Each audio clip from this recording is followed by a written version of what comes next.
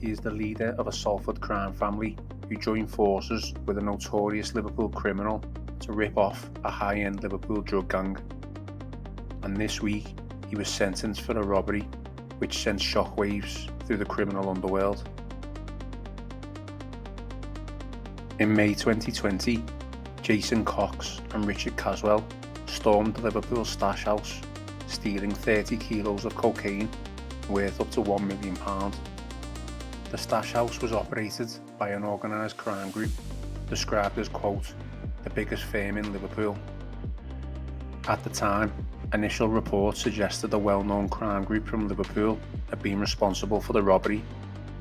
However, it later emerged that Liverpool criminal Caswell had teamed up with a Salford-based crime group to pull off the high-risk robbery.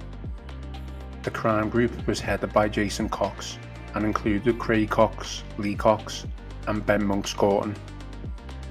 Once Caswell's involvement in the plot came to light, it was met with astonishment by Liverpool's criminal fraternity.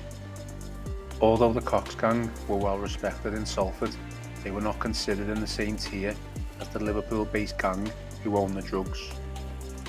This week, Cox, Caswell and Cox's brothers were sentenced for their involvement in the large-scale drug heist and conspiracy to supply Class A drugs. Such was the reputation of the Liverpool-based crime gang, who cannot be named for legal reasons. Cox's lawyer said he will now have to look over his shoulder for the rest of his life. Caswell's lawyer followed suit, suggesting his client faces serious threat, with prison bosses in January 2022 confirming he suffered a wound to his neck after he was attacked in prison. Prior to the robbery, Cox and Caswell made at least 5 surveillance trips to scope out the stash house.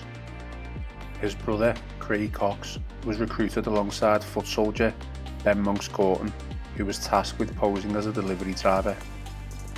The plan was set in motion, and on Saturday, May 23rd, 2020, Monks-Gorton knocked on the front door of the house with a cardboard box in hand.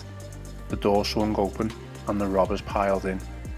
The victims were seriously hurt, with one suffering a severe gaping wound which exposed his bone.